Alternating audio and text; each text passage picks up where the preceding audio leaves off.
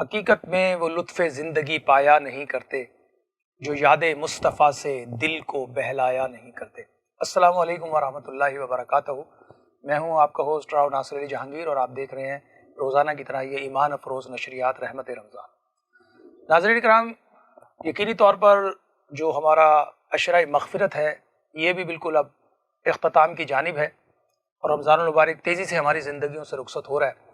جس رمضان میں ہمیں اللہ سبحانہ و تعالیٰ کو راضی کرنا ہے وہ گھڑیاں تیزی سے ہماری زندگی سے جا رہی ہیں، اور جہنم سے نجات کا عشرہ بس آنے ہی والا ہے۔ ناظرین کرام، یقینی طور پر ہم اس پاک سرزمین پر اللہ سبحانہ و تعالیٰ کا جتنا شکر ادا کریں کم ہے کہ اللہ پاک نے ہمیں ایک ایسا وطن عطا کیا ہے جہاں ہم اپنی پوری آزادی کے ساتھ اپنے پروردگار کی عبادت بھی کر سکتے ہیں اور یہ سارے فیوز و برکات بھی سمیٹ سکتے ہیں۔ اور ذرا ہم اگر اپنے پڑوس میں دیکھیں، ہندوستان کی میں بات کر رہا ہوں ناظرین کرام، بھارت کی بات کر رہا ہوں، جہاں پر مسلمانوں پر ہمیشہ سے ہی زندگی جو ہے نا وہ اس کا گھیرا ہمیشہ تنگ رہا ہے۔ اور یہ بات میں نے اس لیے کی ہے ناظرین کرام کہ میں بھی ایک تاریخی ایک واقعہ پڑھ رہا تھا، اور وہ واقعہ جو ہے آج کے ان حالات پر وہ بالکل ایسے صادق بیٹھتا ہے کہ حضرت علامہ جوزی علیہ رحمہ نے اس کو نقل کیا ہے۔ وہ روایت کرتے ہیں کہ ایک مرتبہ جو ہے وہ عراق اور شام اور حجاز مقدس میں ایک ایسی بیماری نے پنجے گاڑے کے چاروں طرف جو ہے وہ لوگوں کے اندر اموات عام ہو گئی، اور ایسی آندھیاں چلی کہ درخت اکھڑ گئے، اور صورتحال یہ بنی ناظرین کرام کہ ایک ہو کا عالم اور ایک قیامت صغریٰ کا منظر سامنے تھا، اور بہت بری صورتحال تھی۔ تو اس وقت کے جو خلیفہ تھے، خلیفہ مستنصر باللہ جو تھے، انہوں نے فوری طور پر اپنے وزراء کا اجلاس طلب کیا، اور انہوں نے کہا کہ پورے ملک میں فوری طور پر جتنے بھی فحاشی عریانی کے اڈے ہیں فوراً بند کریں، موسیقی کے آلات فوراً توڑ دیں، اور سب کے سب جو ہے اجتماعی طور پر توبہ اور استغفار کی طرف آ جائیں تاکہ ہم اپنے پروردگار کو راضی کریں۔ اور ناظرین کرام، انہوں نے کیا کیا کہ انہوں نے فوری طور پر پورے ملک کے اندر ایمرجنسی لگا کر، ایمرجنسی کا لفظ تو آج کل استعمال ہوا، اس زمانے میں تو باقاعدہ جو ہے وہ بادشاہ کی طرف سے جاتے تھے لوگ اور وہ ڈھول بجا بجا کے کہتے تھے کہ بادشاہ سلامت نے یہ احکامات دے دیے۔ تو انہوں نے کہا بھی جو شخص جہاں پر ہے وہ فوری طور پر یہ شراب اور شباب کے معاملات کو بند کر دے، اور فوری طور پر جناب اس پر عمل ہوا۔ اور اس کے بعد پھر خلیفہ نے جو ہے وہ اجتماعی طور پر ناظرین کرام توبہ اور استغفار کا معاملہ اللہ سبحانہ و تعالیٰ کی بارگاہ میں وہ جھک گئے، گڑ گڑا کر اللہ کو پکارنے لگے، اور ناظرین کرام اللہ سبحانہ و تعالیٰ نے اس بیماری سے مسلمانوں کو نجات عطا فرمائی۔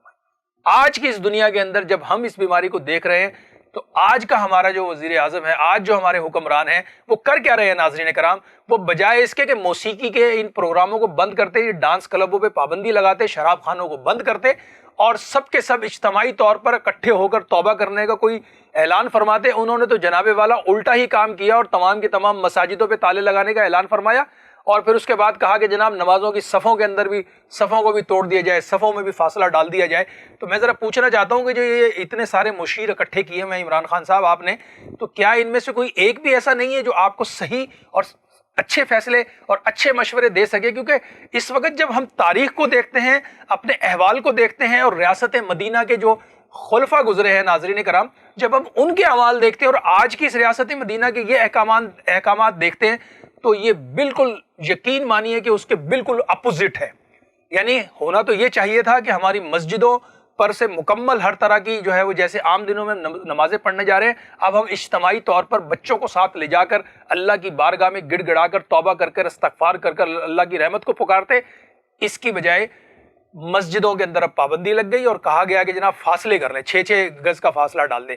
6 فٹ کا فاصلہ. بھائی 6 فٹ کے فاصلہ جس نماز کے لیے دو جہانوں کے سردار نے ہمیں بتایا کہ نماز پر جب کھڑے ہو تو اپنی صفیں سیدھی کرو, صفوں میں خلا نہیں ہونا چاہیے کہ شیطان اس میں گھس جاتا ہے, لیکن اب بالکل اس کے الٹ ہے اور بڑی عجیب صورتحال ہے. بہرحال اس وقت اللہ سبحانہ وتعالی ہم پہ فضل کرے کہ ہم جو ہے نا وہ عقل کے فیصلے کرنے میں شاید کامیاب ہو جائیں, ورنہ جو حالات نظر آ رہے ہیں اس میں تو ہمیں کہیں کوئی گنجائش نظر ہی نہیں آ رہی اور ہم بڑی عجیب صورتحال کے اندر مبتلا ہے. ناظرین کرام, یہ دور واقعی وہ دور ہے کہ جب عقل اور فہم کی بات کرنا متروک ہو جائے گا. یہ وہی دور ہے ناظرین کرام کہ اتنے لاکھ کی کیا بات کریں ناظرین کرام, اگر صرف پاکستان کی سرزمین میں دیکھیں 22 کروڑ انسان سانس لے رہے ہیں اور اس میں 98% مسلمان ہیں ناظرین کرام.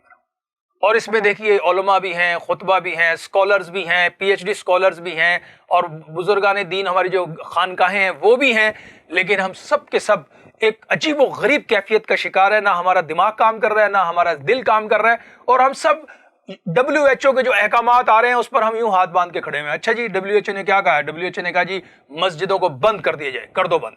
WHO نے کیا کہا جی؟ WHO نے کہا جی بیماری آ گئی ہے, فوری طور پہ خانہ کعبہ اور مدینہ کو بند کر دو جی. کیا کریں جی؟ کرفیو لگا دو جی. کیا کریں جی؟ ارے بھائی کیا ہے ایسا یار؟ کوئی تصور ہے, کوئی خیال ہے, کوئی گمان ہے, کوئی ذہن ہے, کوئی دل ہے, کوئی تصور ہے, کوئی سلیقہ ہے؟ ایک 22-23 کروڑ کا ملک ہے, پوری دنیا میں ایک ہلڑ بازی کا ایسا ماحول بنا ہوا ہے اور نیو ورلڈ آرڈر کو جس طریقے سے نافذ کرنے جا رہے ہیں ناظرین کرام, صاف نظر آ رہا ہے کہ ایک بہت ہی خوفناک صورتحال پیدا کرنے کی کوشش کی جا رہی ہے. اور یہ عوام ہے ناظرین کرام, آپ اگر یہ چاہیں کہ ان کو ڈنڈے کے زور پہ اٹھا کے ان کو گھروں میں بند کر دیں تو آپ کے وہم و گمان بھی نہیں ہے کہ کس قسم کے حادثات ہمارے سامنے آئیں گے. یہ انسانوں کی بستیاں ہیں جن کو جس انداز میں ہانکا جا رہا ہے اور جس طریقے سے وہ اپنے احکامات نافذ کر رہے ہیں ناظرین کرام. ذرا دیکھیں احکامات وہاں سے آ رہے ہیں, وہ کہہ رہے ہیں جی WHO نے یہ سفارشات کو اوکے کر دیا, پوری دنیا اس پہ عمل کر لے. بھائی پوری دنیا کے اپنے اپنے معروضی حالات ہیں, ہر ملک کی اپنی اکانومی ہے, اپنے معاملات ہیں, پاکستان کا اپنا ایک سٹیٹس ہے. تو خدارا اس وقت ایک ہی گزارش ہے اور وہ یہ ہے کہ سر جوڑ کے بیٹھ جائیں, اللہ سبحانہ تعالیٰ کی بارگاہ میں جھک جائیں اور یقین کریں جانماز کے اندر اور ہمارے درمیان کوئی اتنا فاصلہ بھی نہیں ہے. جانماز بچھائیں, جانماز بچھا کر اللہ کو پکاریں, اللہ سے مدد مانگے. خدا کی قسم وہ ایسی ہوائیں چلا دے گا تمہارے لیے کہ سارا کا سارا دشمن کا یہ مکر و فریب لمحوں میں ختم ہو جائے گا. کیونکہ قرآن مجید واضح طور پر ہمیں پکار کر کہتا ہے کہ تم ہی مومن ہو. اگر تم مومن ہو تو تم ہی غالب آؤ گے. ہم غالب اس صورت میں آ سکتے ہیں ناظرین کرام کہ جب ہم مومن بننے میں کامیاب ہو جائیں. اور مومن کون ہوتا ہے ناظرین کرام؟ مومن وہی ہوتا ہے جو سچا ہوتا ہے, مومن وہی ہوتا ہے جو وعدے کا پکا ہوتا ہے, مومن وہی ہوتا ہے جس کی ہاتھ اور زبان سے دوسرے مسلمان کو تکلیف نہیں پہنچتی, اور مومن وہی ہوتا ہے جو صرف اللہ سبحانہ و تعالیٰ کی ذات سے ڈرتا ہے. وہ دنیا کے ان ہرکاروں سے اور ان معاملات سے پریشان نہیں ہوتا, اور ہمیشہ سے ہوا ہے.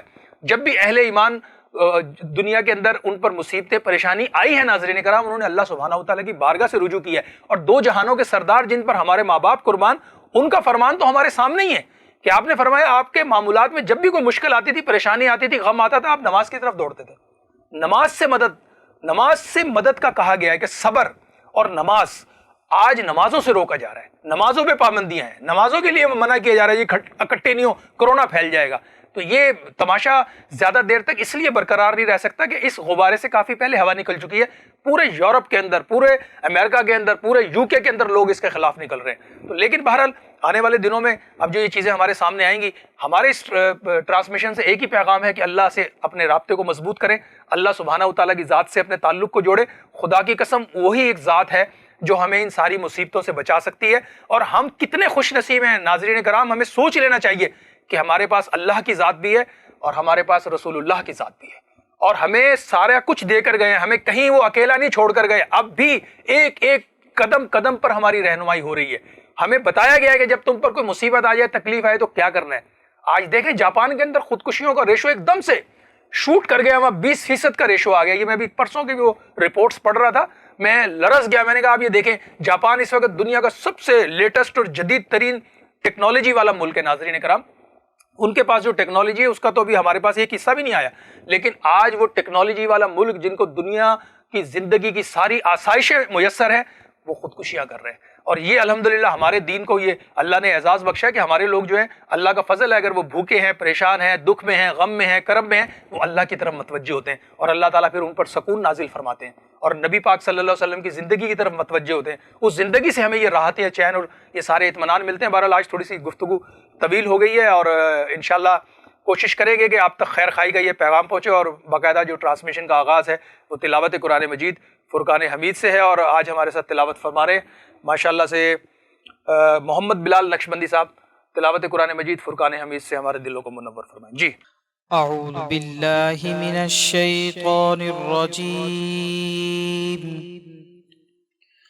بسم اللہ الرحمن الرحیم، قل اعوذ برب الناس ملک الناس الہ الناس من شر الوسواس الخناس الذي يوسوس في صدور الناس من الجنة والناس۔ آمنت بالله صدق الله العظيم۔ سبحان اللہ سبحان اللہ، بے شک اللہ سبحانہ وتعالیٰ کے کلام سے اہل ایمان کے دلوں کو راحت ملتی ہے، اور نعت رسول مقبول صلی اللہ علیہ وآلہ وسلم کے ساتھ کے لیے آج سعادت حاصل کر رہے ہیں محمد نایاب قادری صاحب جی ماشاءاللہ۔ صلی اللہ علیہ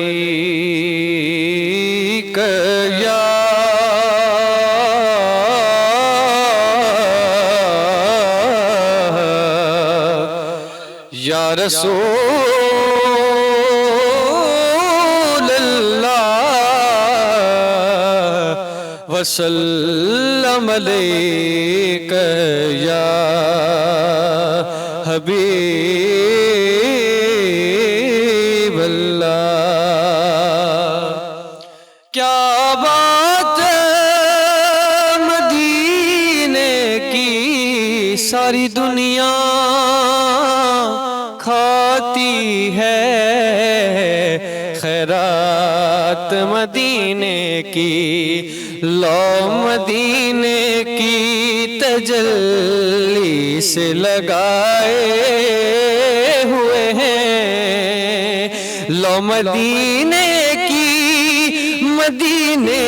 لو مدینے کی تجلی سے لگائے ہوئے ہیں، دل کو ہم مت لائے انوار بنائے ہوئے ہیں، اور کشتیاں اپنی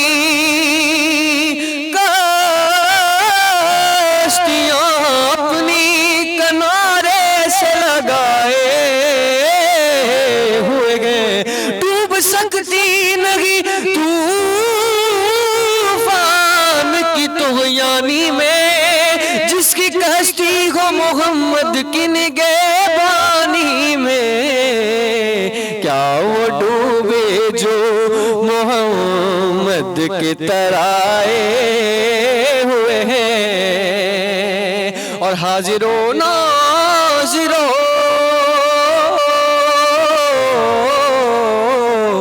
حاضر و ناظر حاضر و ناظر نور و بشر و غیب کو چھوڑ، ارے شکر کر وہ تیرے عیبوں کو چھپائے ہوئے ہیں، آج جو عیب کسی پر نہیں کھلنے دیتے، کب وہ چاہیں گے میری حشر میں رسوائی ہو، شکر کر وہ تیرے عیبوں کو چھپائے ہوئے ہیں، اور قبر کی نیند سے اٹھنا کوئی آسان نہ تھا، قبر کی نیند سے اٹھنا کوئی آسان نہ تھا، ہم تو محشر میں انہیں دیکھنے آئے ہوئے ہیں، دل کو ہم مت لائے انوار بنائے ہوئے ہیں۔ ماشاءاللہ ماشاءاللہ جی، بالکل آقا علیہ الصلوۃ والسلام کا ذکر اور ان کے ذکر سے ہی ہماری ساری مشکلیں اللہ سبحانہ و تعالیٰ آسان فرماتے ہیں۔ اور آج ناظرین اکرام، ہم آج کی خصوصی ٹرانسمیشن رحمت رمضان میں ہمارے ساتھ موجود ہیں در محمد نقشبندی صاحب، آپ کو خوش آمدید کہتے ہیں۔ اور یقینی طور پر مفتی صاحب، رمضان المبارک کا دوسرا عشرہ بھی اب بالکل اختتام پذیر ہونے جا رہا ہے، اور آپ کیا فرمائیں گے کہ اس وقت ظاہراً ایک تو ہم کرونا کی وبا اور جس طرح کی ایس او پیز اور جس طرح کا اس وقت ماحول چل رہا ہے، اس وقت ہر درد رکھنے والے انسان اور بالخصوص ہر وہ شخص، ظاہراً ہر شخص کسی نہ کسی طرح مختلف لوگوں کا کفیل تو بنا ہوا ہے نا، جیسے ایک باپ ہے تو وہ اپنی فیملی کا ہے، باہر جو لوگ ہیں ظاہراً ایک دوسرے سے جڑے ہوئے ہیں، اور جو اس وقت حالات ایک دم سے آئے ہیں، اس پر آپ ہمارا دین کیا کہتا ہے اور ہمیں کس طرح سے ان ساری چیزوں کو فیس کرنے کی طرف بلاتا ہے؟ الرحمن الرحیم قال اللہ تبارک و تعالی فی القرآن المجید جی فقلت استغفروا ربکم انه کان غفارا یرسل السماء علیکم مدرارا ویمددکم باموال وبنین ویجعل لکم جنات ویجعل لکم انہارا آمنت باللہ صدق اللہ مولانا العظیم۔ راؤ صاحب، جب ہم تاریخ کا مطالعہ کرتے ہیں اور امم سابقہ کا جب ہم مطالعہ کرتے ہیں تو حضرت نوح علیہ السلام کے جہاں واقعات ہیں، آپ کو پتہ ہے کہ حضرت نوح علیہ السلام کی جو قوم ہے وہ بہت نافرمان قوم تھی، اور انہوں نے حضرت نوح علیہ السلام کو بہت جھٹلایا۔ جب انہوں نے اللہ کے نبی کو جھٹلایا تو اللہ کی طرف سے ان پر اللہ نے ایک عذاب نازل فرما دی، وہ یہ کہ 40 سالوں تک وہاں پر کوئی بارش نہیں ہوئی، اور 40 سال تک ان کے درختوں میں کوئی نیا میوہ نہیں آیا، اور 40 سالوں تک ان کے ہاں کوئی بچہ پیدا نہیں ہوا، اور 40 سال کے بعد اب وہ سمجھ گئے کہ اب اگر کہیں سے سہارا ملنا ہے تو اس اللہ کے نبی کے در پہ ہی جانا ہے۔ تو وہ بظاہر اگرچہ اللہ کے نبی حضرت نوح علیہ السلام کو ماننے والے نہیں تھے، مگر مجبور ہو کر وہ حضرت نوح علیہ السلام کے دربار میں حاضر ہوئے اور عرض کرنے لگے کہ ہم مانتے ہیں کہ ہم نے گستاخیاں کی ہے، مگر آپ کا جو رب ہے نا، جس کی آپ تعریف کرتے ہیں، جس کی طرف آپ ہمیں بلاتے ہیں، ان سے آپ عرض کر دیں کہ ذرا بارشیں برسانا شروع کر دے اور درختوں کے اندر جو میوے ختم ہو گئے ذرا میوے آ جائے۔ تو حضرت نوح علیہ نبینا علیہ السلام نے جب رب تعالیٰ کی بارگاہ میں عرض کی کہ باری تعالیٰ یہ اگرچہ نافرمان مگر کسی بھی طریقے سے تیرے بارگاہ میں حاضر ہو رہے، تو اللہ تعالیٰ نے فرمایا کہ آپ ان سے کہہ دیجئے فَقُلْتُ اسْتَغْفِرُوا رَبَّكُمْ إِنَّهُ كَانَ غَفَّارًا، کہ تم اللہ تعالیٰ کے بارگاہ میں استغفار کر دو، بے شک وہ توبہ قبول فرمانے والا ہے۔ يُرْسِلِ السَّمَاءَ عَلَيْكُمْ مِدْرَارًا، وہ تمہارے اوپر بارشیں بھی برسا دے گا، اور وَيُمْدِدْكُمْ بِأَمْوَالٍ وَبَنِينَ وَيَجْعَلْ لَكُمْ جَنَّاتٍ وَيَجْعَلْ لَكُمْ أَنْهَارًا، اور تمہارے ہاں جو بچوں کا پیدا ہونا ختم ہو گیا، رب تعالیٰ کی اذن سے اب تمہارے ہاں بچے بھی پیدا ہوں گے، اور اس کے علاوہ جو باغات تمہارے خشک ہو گئے اللہ تعالیٰ انہیں بھی دوبارہ سرسبز اور شاداب بنا دے گا، وَيَجْعَلْ لَكُمْ أَنْهَارًا، اور اللہ تعالیٰ تمہارے نہروں کے اندر جو پانی خشک ہے اسے دوبارہ جاری فرما دے گا۔ اللہ اکبر، اللہ اکبر۔ قوم جو ہے اسی طریقے سے جب رب تعالیٰ کے بارگاہ میں توبہ استغفار کی تو اللہ تعالیٰ نے ان پر اپنی رحمتیں دوبارہ نازل فرما دی۔ سبحان اللہ، سبحان اللہ۔ اور اسی طریقے سے حضرت امام حسن بصری رحمۃ اللہ تعالیٰ علیہ ایک دن مجلس میں بیٹھے ہوئے تھے، ایک شخص ان کے پاس آتا ہے اور عرض کرتا ہے کہ حضور میرے ہاں اولاد نہیں، آپ دعا فرما لیجیے۔ آپ نے فرمایا کہ جاؤ اللہ تعالیٰ کی بارگاہ میں استغفار کر دو، انشاءاللہ اللہ تعالیٰ تمہیں اس نعمت سے نواز دے گا۔ سبحان اللہ۔ اب وہ اٹھ کے چلے گئے، کچھ دیر میں ایک اور شخص آیا، عرض کرنے لگے حضور معاملات کچھ خراب ہے، کاروبار نہیں ہے، آپ کچھ دعا فرما لے یا کوئی وظیفہ عنایت فرما دے۔ تو حضرت خواجہ امام حسن بصری نے فرمایا کہ جاؤ اللہ تعالیٰ کی بارگاہ میں استغفار کر لو۔ پھر تیسرا آدمی ہے، اس نے بھی اپنی کوئی شکایت عرض کی کہ حضور یہ مشکلات ہے، آپ نے اسے بھی یہی فرمایا جاؤ استغفار کرو۔ مختلف لوگ آتے رہے تو مجلس میں سے ایک شخص نے عرض کی کہ حضور لوگ تو مختلف واقعات اور مختلف اپنے احوال کو لے کر آپ کی بارگاہ میں حاضر ہو رہے تھے اور آپ نسخے ایک ہی دے رہے تھے کہ اللہ کی بارگاہ میں استغفار کرو، اللہ کی بارگاہ میں استغفار کرو۔ خواجہ امام حسن بصری رحمۃ اللہ تعالیٰ علیہ نے فرمایا کہ میں نے یہ جو وظیفہ بتایا یہ قرآن سے بتایا کہ اللہ تعالیٰ نے بتایا کہ فَقُلْتُ اسْتَغْفِرُوا رَبَّكُمْ إِنَّهُ كَانَ غَفَّارًا، جب بھی تمہیں کوئی مشکل آ جائے، کوئی مصیبت آ جائے، فَقُلْتُ اسْتَغْفِرُوا رَبَّكُمْ إِنَّهُ كَانَ غَفَّارًا، تم اللہ تعالیٰ کے بارگاہ میں استغفار کرو، يُرْسِلِ السَّمَاءَ عَلَيْكُمْ مِدْرَارًا وَيُمْدِدْكُمْ بِأَمْوَالٍ وَبَنِينَ وَيَجْعَلْ لَكُمْ جَنَّاتٍ وَيَجْعَلْ لَكُمْ أَنْهَارًا، پھر اللہ تعالیٰ مختلف اپنی رحمت عنایت تم پر جو ہے برسا دے گا۔ آج بھی اس قوم کو مجموعی طور پر توبہ و استغفار کی ضرورت ہے، اور بحیثیت قوم، اور اگر جب ہم صحابہ اکرام رضوان اللہ تعالیٰ علیہ مجمعین کے حالات کو بھی پڑھتے ہیں نا، تو سب صحابہ بھی جب کبھی مشکل میں پھنسے نا، انہوں نے بھی یہی کہا، اللہ تعالیٰ کے بارگاہ میں استغفار کرنے لگے۔ حضرت عمر فاروق رضی اللہ تعالیٰ عنہ جو خلیفۃ المسلمین ہیں، ان کے زمانے جب بارشیں بند ہو گئی تو انہوں نے جو ہے کیا کیا کہ تمام صحابہ کو لے کر حضور کے چچا حضرت عباس رضی اللہ تعالیٰ عنہ کو لے کر مدینے سے باہر چلے گئے جی. اور ان کے وسیلے سے دعا کرنے لگے. بے شک ایسے ہی. اللہ تعالیٰ پہلے ہم تیرے نبی کا وسیلہ پیش کرتے تھے, اب ہم تیرے نبی کے چچا حضرت عباس رضی اللہ تعالیٰ عنہ کے وسیلے سے تیری بارگاہ میں دعا کرتے ہیں, باری تعالیٰ بارش نازل فرما دی. اور پھر یہی ہوا کہ ان کے جو ہے اس زمانے میں جو بارشیں بند ہو گئی تھی اور دوبارہ سے بارشوں کا سلسلہ شروع ہو گیا. تو آج بھی بحیثیت قوم ہمیں توبہ و استغفار کی ضرورت ہے. جب ہم توبہ و استغفار کریں گے, جیسے آپ نے قرآن مجید کو آیت کا ترجمہ پیش کر دیا کہ مدد حاصل کر لو نماز سے اور صبر سے, تو انشاءاللہ ضرور اللہ تعالیٰ غفور الرحیم اور رحم فرمانے والا ہے. جی جی جی بالکل بالکل. ناظرین کرام, یہی اس وقت ہماری اس ٹرانسمیشن کا مرکزی نقطہ بھی ہے اور پیغام بھی ہے کہ یہی وہ لمحات ہیں, یہی وہ گھڑیاں ہیں کہ ہم جھک جائیں اللہ پاک کی بارگاہ میں اور سجدہ ریز ہو جائیں, توبہ استغفار کریں اور جس کے ساتھ زیادتی کی ہے اس سے معافی مانگ لیں. اور اس وقت ناظرین کرام رحمت رمضان میں ایک مختصر سا وقفہ ہے, وقفے کے بعد دوبارہ حاضر ہوتے ہیں. دیکھتے رہیے رحمت رمضان ود راؤ ناصر علی جہانگیر.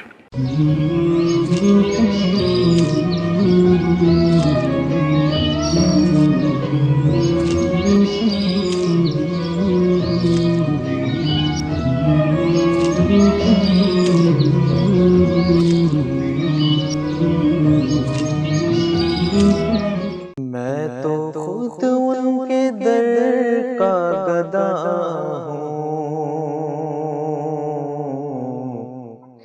اپنے آقا کو میں نظر کیا دوں, اور میں تو خود ان کے در کا گدا ہوں,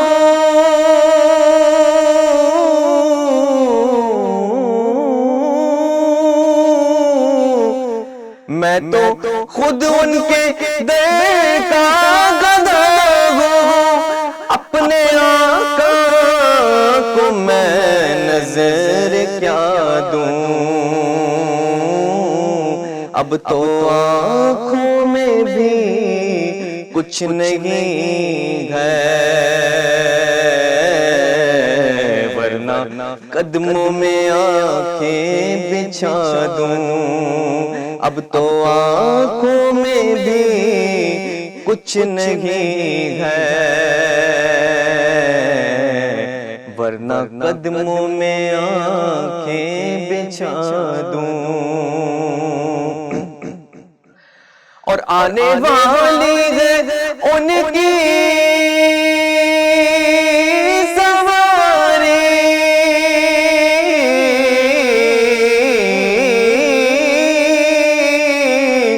آنے والی ہے ان کی سواری, کھولنا تو کہ گھر گھر سجا دوں, کھولنا تو کہ گھر گھر سجا دوں. میرے گھر میں اندھیرا بہت ہے, اپنی پلکوں سے شمع جلا دوں. میرے گھر میں اندھیرا بہت ہے, اپنی پلکوں سے شمع جلا دوں. اور سامنے میرے آقا کا گھر ہے,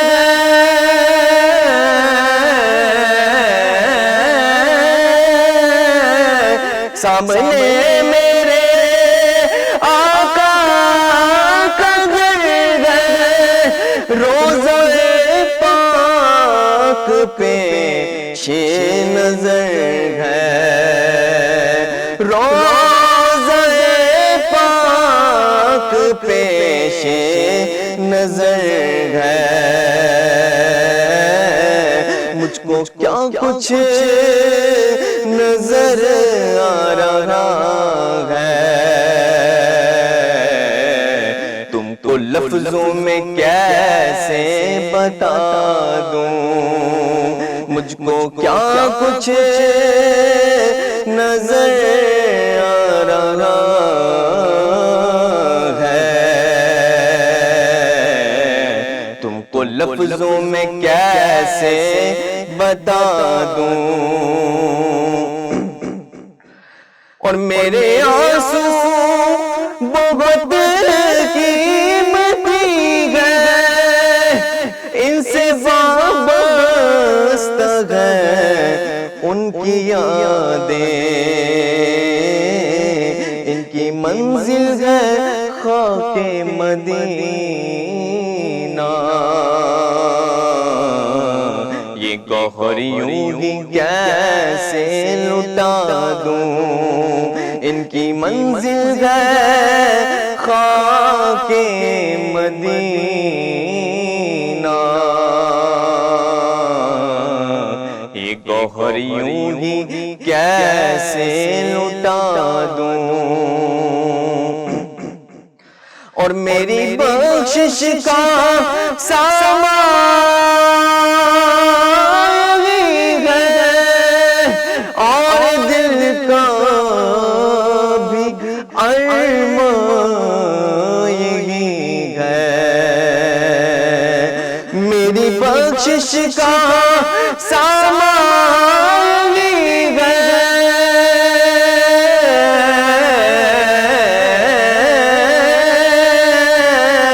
میری بخشش کا سامان ہے، اور بخشش کا سامان ہے،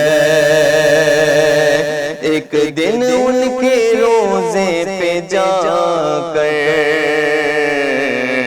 ان کی نعتیں انہیں کو سنا دوں، ایک دن ان کے روزے پہ جا کر ان کی نعتیں انہیں کو سنا دوں، اور مجھ کو اقبال نسبت ان سے،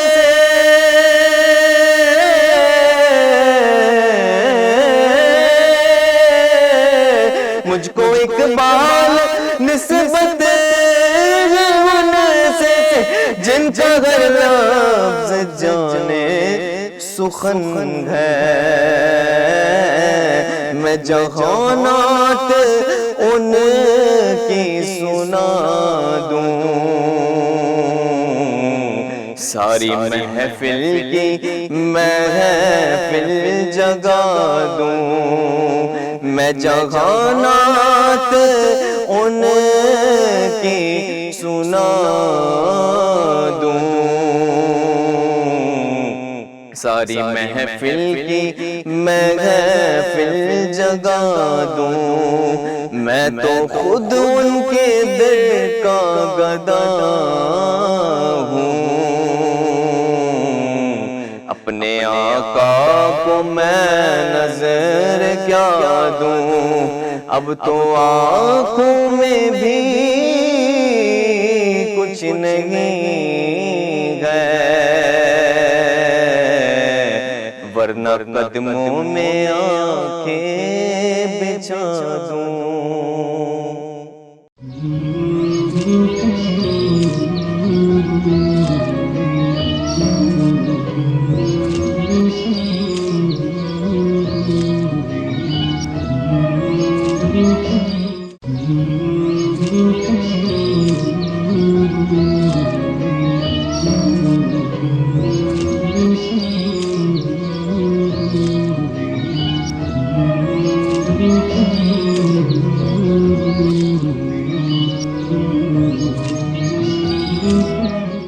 میں میلی تن میلا میرا دل پا کرو سرکار، نظر کرم سرکار، کر دو نا نظر کرم سرکار، سر پہ اٹھائے میں پاپ کے گچری، آئی ہوں تمرے دوار، نظر کرم سرکار، مور کی ویا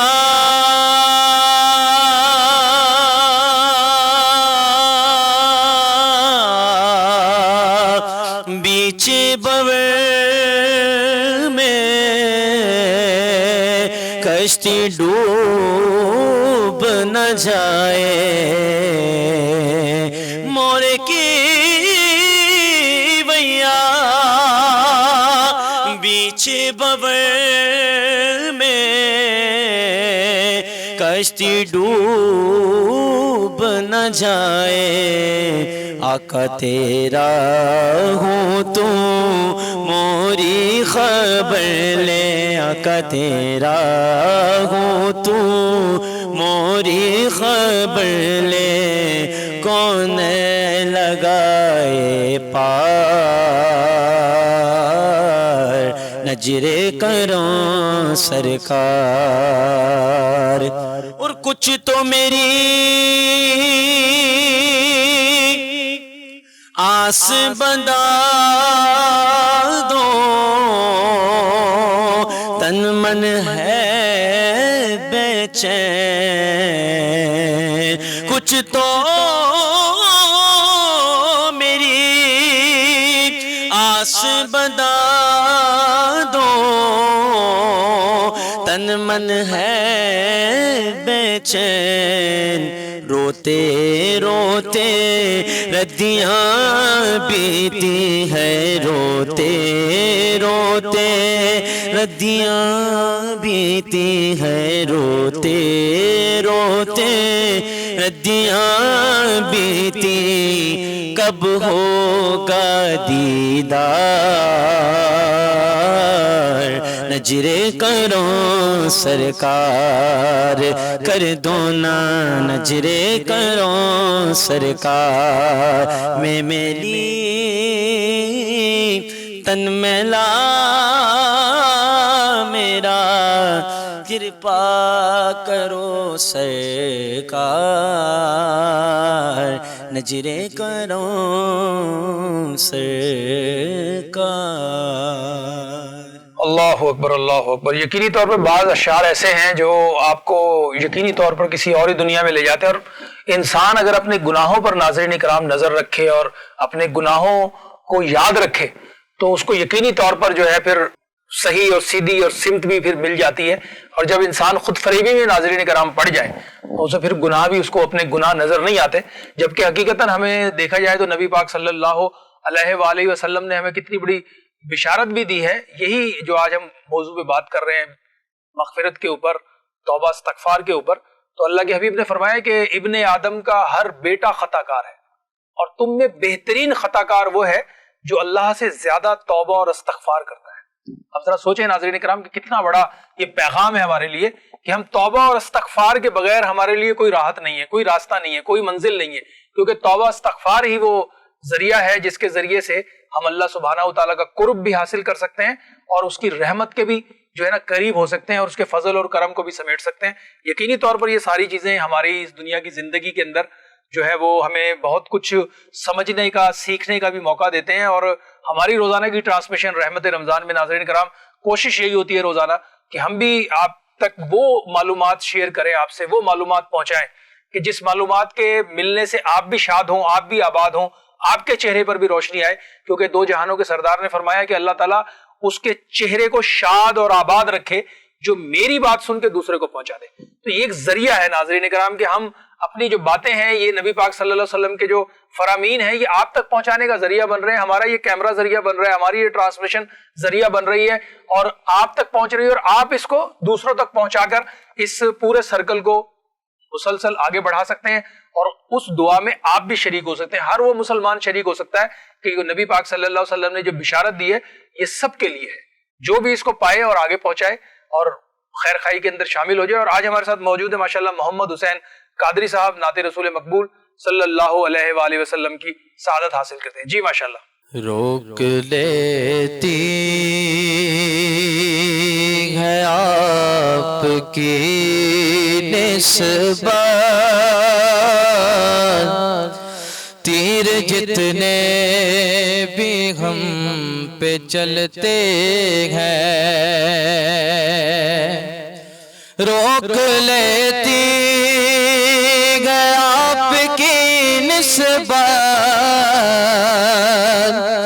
تیر جتنے بھی ہم پہ چلتے ہیں. یہ کرم ہے حضور کا ہم پر، آنے والے عذاب ٹلتے گئے. اور اب کوئی کیا ہمیں گرائے گا، ہر سہارا گلے لگائے گا. اب کوئی کیا ہمیں گرائے گا، ہر سہارا گلے لگائے گا. کیونکہ ہم نے خود کو گرا دیا ہے وہاں، ہم نے خود کو گرا دیا ہے وہاں، کہ گرنے والے جہاں سنبھلتے گئے اور وہ ہی بھرتے گئے جھولیاں سب کی، وہ سمجھتے ہیں بولیاں سب کی.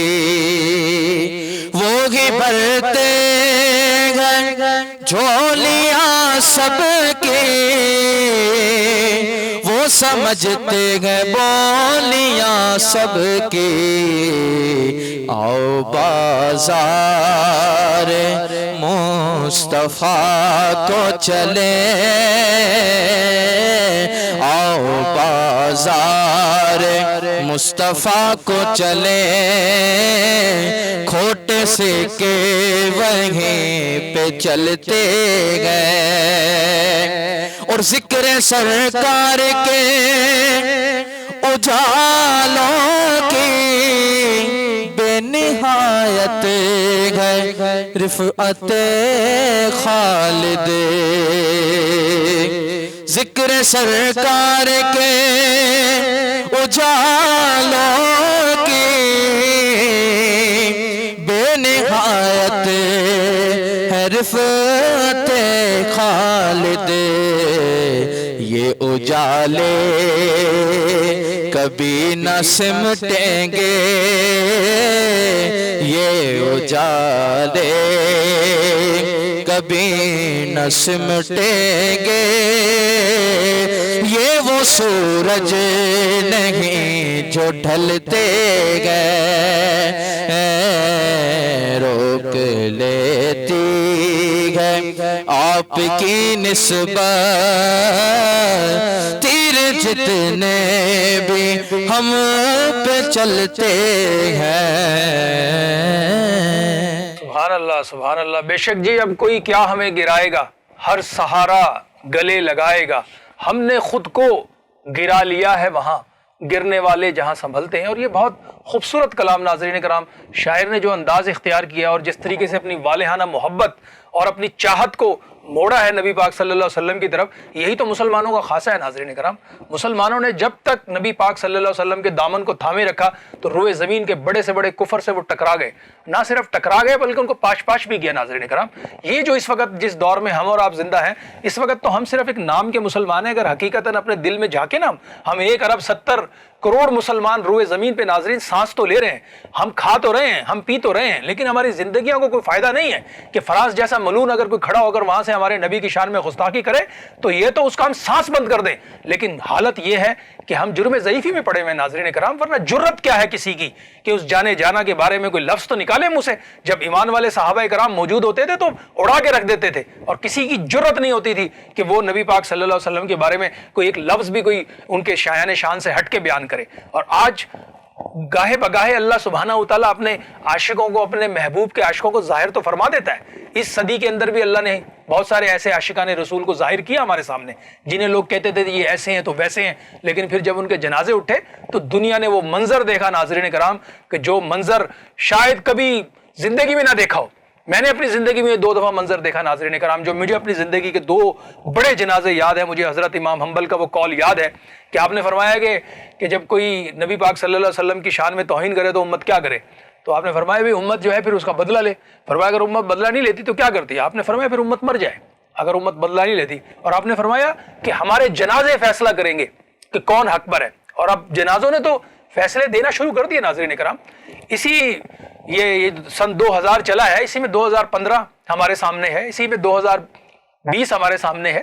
یہ ہمارے سامنے ہے دونوں جنازے ناظرین کرام, اور یہ بالکل حق اور باطل کو ایسے بالکل واضح کر کے ہمارے سامنے لے کر آ جاتے ہیں اس مکر و فریب کے دور میں, اس جھوٹ کے دور میں. یعنی اتنا جھوٹ بولے, وہ انہوں نے فلسفہ دیا تھا نا لینن نے, جو یہ سارا یہود و نصارہ, ان کا ایک فلسفہ یہ دیا دنیا کو, جی اتنا جھوٹ بولیں کہ وہ سچ کا گمان ہونے لگے. اب یہی ہو رہا ہے ناظرین کرام, اتنا جھوٹ بولا جا رہا ہے جی کرونا کرونا کرونا. بھائی کرونا کیا ہے؟ ایک وائرس ہی ہے نا, جیسے نزلہ زکام بخار ہوتا ہے, لیکن آپ نے اس کے بارے میں اتنا جھوٹ بولا, اتنا خوف کہ آپ نے پوری دنیا کو اٹھا کر ایسے بند کر کے جگڑ کر اپنے ایجنڈے کو آپ لے کر آگے بڑھ رہے ہیں. ورنہ بیماریاں تو اس سے پہلے بھی روئے زمین پر آئی ہیں اور ان کا مقابلہ کیا گیا ہے, اور آج بھی کر رہے ہیں اور آئندہ بھی کریں گے. لیکن ایمان کو کمزور نہیں کرنا ناظرین کرام.